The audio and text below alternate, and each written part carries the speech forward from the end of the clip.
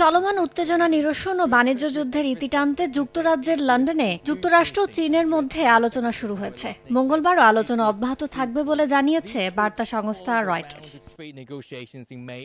মধ্য লন্ডনের ল্যাঙ্কাস্টার হাউসে শুরু হয় আলোচনার হাত ধরে যদি দুই দেশ বাণিজ্য চুক্তিতে পৌঁছাতে পারে তাহলে বিশ্ব অর্থনীতিতে পড়বে ইতিবাচক প্রভাব। এর জেরে বাড়বে জ্বালানির চাহিদা।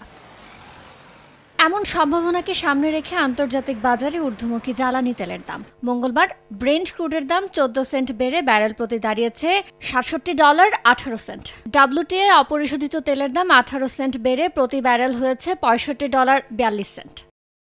এদিকে বেড়েছে প্রাকৃতিক গ্যাসের দামও। প্রতি MMBTU এর দাম বেড়ে হয়েছে $3.63। ইয়ানুর শিফাত, সময় সংবাদ।